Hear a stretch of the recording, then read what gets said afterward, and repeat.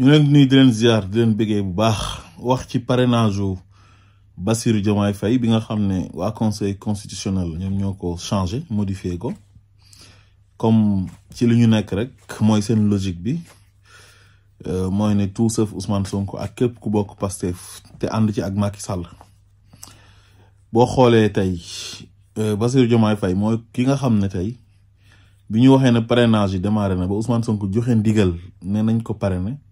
ci la nit ñi di soog a sentir sax ne parrainage am na nga gis mobilisation bi waa Pastef yëpp jógaat di mobiliser wu jóg ci mbedd mi nga leen di gis am ay nit yoo xam ne dañ doon wax ne tant que parrainage Pastef commencé wul ñoom duñ parrainer kenn ay nit di jël seen ay carte d'identité di denc ak seen ay carte d'identité njaboot di denc ne Ousmane Sonko la ñuy xaar mu joxe ndigal ci kenn bi ñu bañalee Ousmane Sonko nag ne duñ ko jox fiche de parrainage ci la teg benn stratégie joxe ndigal ne nañ parrainer Bassirou Diomaye Faye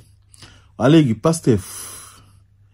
kan moo mën a wax ne mënuñoo am parrainage yu baax loolu c'est impossible loolu mënta nekk mënul nekk donc kon ñii ñëpp xam nañ ne ci logique gu banditisme d'état bi ci lañ nekk ba léegi jaay ay nit doole xoolal Ousmane Sonko tey niñ ko def l'écrasante majorité des Sénégalais bëgg Ousmane Sonko ne dañ koy votel Macky Sall ak ñu mu àndul ñoom Badio Camara ak administration bi ne Ousmane Sonko du nekk candidat léegi où est le respect ci Sénégalais yooyu noonu nga xam ne tey ñoo war na votel Ousmane Sonko tey Bassirou Diomaye Faye tamit am droit nekk candidat ñu ne ko parce que ci Pastef nga bokk doo fi nekkee candidat 12 000 et quelques nee nañ ñooñu nekkoon ci fichier électoral bi ak ñeneen ñi nga xam ne wax nañ leen ko tey mais loolu c'est catastrophique lépp ñëpp xam nañ lu ñuy waaj mooy invalider la candidature de Bassirou Diomaye Faye parce que bu ñu éliminer Ousmane Sonko Bassirou Diomaye Faye dem gagné leen loolu mooy gën a nekk gàcce ci ñoom Sénégalais yi jóg leen ngir yàlla ci seen réew mi nii ngeen wax ci réew mi maa ngi gis Abdoulaye Fofana Seck initiative boo xam ne bu rafet la dajale intellectuels yi waa société civile ñenn ci ñoom ak yenn journalistes yu mag yi pour waxtaanee réew mi mais pour man sax c'est trop tard quoi c'est trop tard parce que lu ñuy def nañ ko ba pare ils ont invalidé la candidature de Ousmane Sonko te teguñ ko ci yoon xam nga tey jii ñu ngi bëgg a jël Sénégalais yi xañ leen ki ñu bëgg a votel jël fichier électoral bu 2017 bi bëgg ko yóbbu élection tey ñi voteloon Yewwi Askan Wi yëpp ci influence Ousmane Sonko ci élection locale yi passé ak élection législative yi soo moytuwul bu ñu demee dañ naan leen seen tour nekkul ci fichier bi di ngeen mën a voter mais xoolal ma tooñ yooyu noonu Macky Sall sonal nga Sénégalais yi trop lii métti na fu ñu demee ba Anta Babacar Ngom mën a jàll parrainage Daouda Ndiaye jàll parrainage professeur Daouda Ndiaye mais ñooñu bañ représentativité lañ am bu waa Pastef amul jël ay ancien premier ministre bëgg leen a génnee ci élection yi teg parrainage boo xam ne pour tànn sa ay propre candidat la loolu moo tax a jóg parrainage bi nuñ koy contrôler xamoo ko ñu fa nekk di contrôler parrainage bi nee nañ ci conseil constitutionnel lañ bokk lan moo ñu wóor ndax du Macky Sall moo leen fa teg pour ñuy segg nit ñi di sélectionner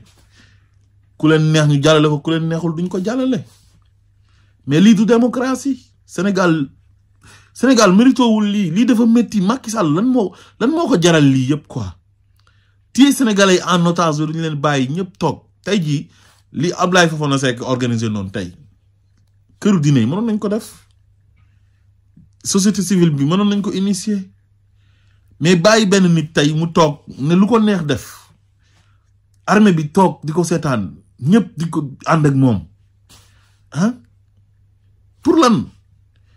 pour man suñ Sénégal moo ñu war a gënal Macky Sall xanaa Sénégal moo ñu war a gënal suñu ay intérêt personnel l'stabilité du pays la démocratie l'état de droit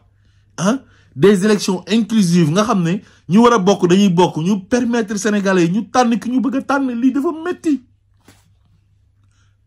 lii yëpp pour ay affaire de règlement de compte sama diggante ak nit lu muy def Ousmane Sonko nii yëpp ñoom ñaar la maanaam moom moo am ak Ousmane Sonko problème personnel boo xam ne yoonu Sénégalais yi nekk si mu ne dina xañ Sénégalais yi Ousmane Sonko moom mi mu amal problème moom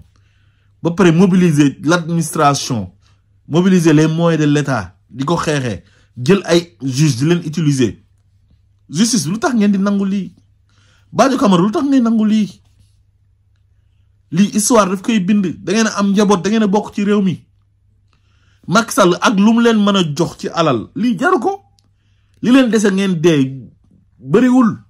bu ngeen bëggee jël avenir u Sénégal yéen ñi nga xam ne ay màgget ngeen nara tayle Sénégal ndax seen ay privilèges seen ay avantages ak bëgg-bëggu Macky Sall pour lan moo ko fi jar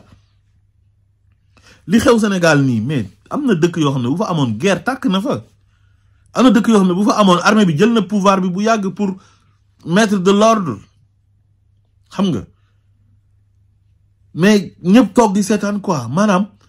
benn nit bëgg-bëggam tey moo tax tey Sénégal nekk ci jafe-jafe léegi ñu ne kenn du jël sa responsabilité pour def sax benn initiative boo xam ne war na mën a delloowaat Sénégal fi mu nekkoon lii dafa ñaaw quoi jurisprudence bii nii tey mais c'est un précédent dangereux maanaam yow ay fonctionnaire daal ñoom ñooy toog ciblé benn candidat bi nga xam ne moo ëpp doole ci opposition bi bu élection amoon tey moom moo nekk favori moom la ñu wax ne moom mooy gagné léegi ñu sant leen ne leen bu leen ko jox fiche de parrainage que la ñu sant ko ne ko bu ko jox attestation léegi conseil constitutionnel bi nga xam ne moom moo waroon a àtte yoon tey moom moo war a garantir constitution bi war a protéger droit wu sénégalais yi war a def le tout pour la stabilité du pays moom moo ànd ak Macky Sall ak administration yam jalgati yoon tey bu réew mi tàkkoon tey Badio Camara moo ko taal gannaaw Macky Sall mais lii c'est grave lan moo tax mënuñoo xool ci ay maître sey li amoon 93 yooyu mënuñ cee jàng lu tax mënuñ jàng ci li amoon Côte d'Ivoire tey jii li Thiendella def te Macky Sall sant ko Cheikh Issa Sall def ko mais bu ñu bàyyee léegi mbir mi jàll nii conseil constitutionnel waroon na àtte dëgg ginnaaw bi mu amee décision de justice bu jógee koo Ziguinchor ak bu jógee koo Dakar ak Sénat injonction bi tax ñu tas Sénat bi ñu dem di jëli seen fiche mu am benn huissier bu ko constaté boole kaak tey décision de justice yooyu yëpp mu leer conseil constitutionnel waroon na àtte dëgg dire le droit mais su ko deful ànd ak Macky Sall ci li mu bëgg mais bu ëllëgee tey benn potentiel candidat wala potentiel adversaire u président buy ñëw kooku mais benn simple fonctionnaire tey de l'État mën na ko teree bokk ci ay élection waa léegi et après sénégalais yooyu nga xam ne ñoom dañoo am liberté wu ànd ak nit votel ko bëgg ko votel léegi benn fonctionnaire mooy tax kooku du bokk ci élection yi mooy tax sénégalais yi duñ mën a exprimer wu pour fal ki ñu bëgg a fal ñoom moo tax c'est un précédent dangereux ba pare jurisprudence la boo xamante ni tey keneen ku mel ni Macky Sall wala ku ko gën a bon bu ñëwee mais il peut continuer de faire la même chose comme li waa kër Macky Sall yi di def nii ak li Macky Sall di def pour man intérêt wu benn nit warul mën a prendre en haleine tout un peuple quoi bëgg-bëgg benn doomi aadama Macky Sall boo xam ne dëppoowul ak yoon dëppoowul ak droit dëppoowul ak loi warul mën a xañ Sénégalais yi pour ñu tànn ki ñu bëgg a tànn warul mën a contre la volonté populaire quoi mais lii c'est catastrophique te lii warul jàll nañ sauver Sénégal sauvons le Sénégal ñi am baat ngir yàlla jóg leen ngeen sauver réew mi bii lii dina ñaaw de ñi jàng diine am na lu leen yonent bi sant sallallahu alayhi wa sallam man raa minkum munkaran fal yughayyiru bi yadihi fa in lam yastati' fa bi lisaanihi fa in lam yastati' fa bi qalbihi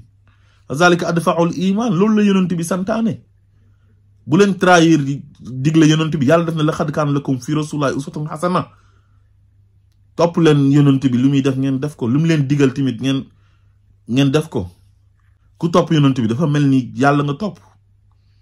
mënoo jàng diine nag ba pare wax dëgg yàlla toog benn nit boo xam ne moom kenn la ci Sénégalais yi bëgg-bëggam contre bëgg-bëggu des millions de Sénégalais ñu ne loolu moo war a jàll mais loolu seetaat leen ko loolu rafetul ngir yàlla wax leen